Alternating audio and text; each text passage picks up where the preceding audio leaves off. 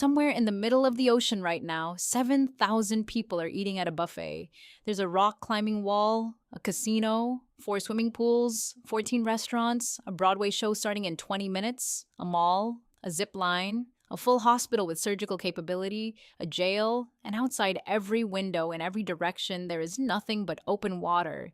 This is a modern cruise ship, and it is one of the strangest things humans have ever built. Not because of the engineering, but because of what it reveals about us. Because the cruise ship wasn't always this. For most of its history, it was just a boat that moved people from one place to another. The transformation into a floating city, into a self-contained world designed to make you never want to leave, happened deliberately, quietly, and for reasons that have nothing to do with the ocean. In the early 20th century, ocean liners existed for one purpose: transportation. If you needed to get from Europe to America, a ship was your only option. The ship wasn't the destination, it was the inconvenience between destinations. Companies like Cunard and White Star Line competed fiercely on speed and comfort, but the goal was always the same: get people across the Atlantic as fast and as pleasantly as possible, so they'd choose your ship over the competitors.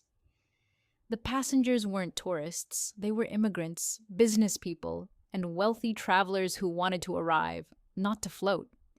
And then, in 1958, everything changed overnight.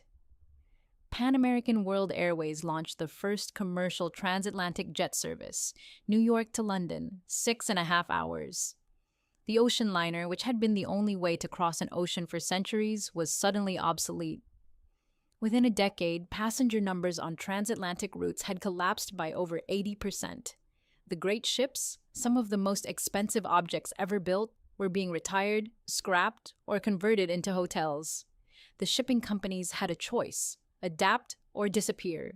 What happened next was one of the most remarkable pivots in the history of the travel industry. The companies that survived looked at their empty ships and asked a question nobody had thought to ask before. What if the ship wasn't the inconvenience? What if the ship was the destination? The Caribbean routes were already there. The weather was reliable. The ports were close together. And if you removed the pressure of getting somewhere and replaced it with the pleasure of simply being somewhere warm, somewhere beautiful, somewhere with a cocktail in your hand, you had something entirely new. The first purpose-built cruise ship designed not to transport but purely to entertain was the Sunward, launched by Norwegian Caribbean Lines in 1966.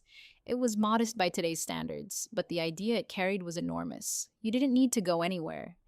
The going was the point. And then the industry discovered something that changed everything again.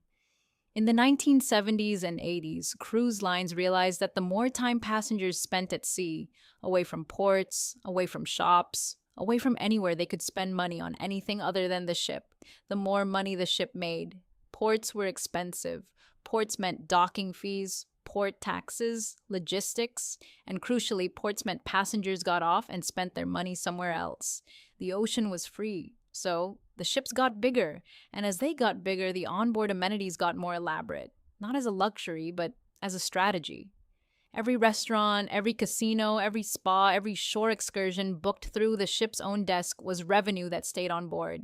The goal, quietly but deliberately, was to build a world so complete that passengers never felt the need to leave it. Royal Caribbean launched the Voyager of the Seas in 1999. It had an ice skating rink, an inline skating track, a rock climbing wall, a 9-hole miniature golf course, a 4-story shopping mall in the middle of the ship called the Royal Promenade. It wasn't a ship with amenities, it was a city that happened to float. And here's where it gets genuinely strange. Because what the cruise industry accidentally built in pursuit of keeping passengers spending money was a perfect laboratory for human social behavior. Sociologists who have studied cruise ships describe them as total institutions, a concept originally developed by sociologist Irving Goffman to describe places like prisons, monasteries, and military bases, environments that completely enclose a person's life, controlling where they sleep, eat, spend time, and interact with others.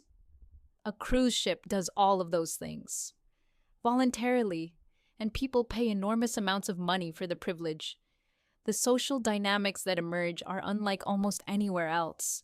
Friendships form within hours that feel like years. People tell strangers things they would never tell people they've known for decades. The combination of physical enclosure, shared experience, and the knowledge that everyone leaves in 7 days creates an intimacy that normal social environments never produce. It's the stranger on a plane effect multiplied by 7 days and 7,000 people. And then the ship docks. And everyone goes home, and the whole temporary society dissolves as if it never existed. But that temporary society, the one forming on the upper decks over cocktails and deck chairs and shared sunsets, is only half the picture. Because a cruise ship isn't one world, it's two, and most passengers never see the second one. The modern cruise ship is one of the most unequal places on Earth. Above the waterline, the passenger decks are designed to feel like abundance. Everything within reach, everything included. The architecture is deliberately disorienting. Long, identical corridors, no windows in the interior, casino floors without clocks, all engineered to make passengers lose track of time and place and spend more. Below the waterline, the crew decks are a different world entirely. Workers from dozens of countries living in small shared cabins, working contracts of 6 to 9 months without returning home, subject to a strict onboard hierarchy that most passengers never see. The crew-to-passenger ratio on a large ship is roughly 1 to 3. Thousands of people making the experience feel effortless for thousands of other people, invisible by design.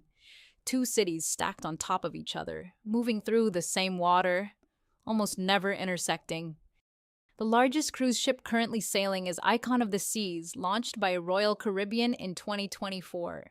It carries 7,600 passengers and 2,350 crew. It has 8 neighborhoods, 28 swimming pools and water slides, a rainforest, a suspended glass suite cantilevered over the ocean, a central park with 20,000 live plants. It is the largest passenger vessel ever built, and it exists because in 1958, a jet plane made the ocean liner obsolete, and one industry refused to accept that. The open ocean, the most inhospitable, featureless, and uncontrollable environment on Earth, became the backdrop for the most controlled, curated, and commercially optimized human environment ever designed. There is something almost perfectly human about that. We looked at the empty ocean and thought, we could put them all there. And somewhere out there right now, in the middle of all that open water, 7,000 people are watching a Broadway show. Eating at a 14-course tasting menu, climbing a wall with nothing but ocean 100 feet below them. None of them are going anywhere. They're already there.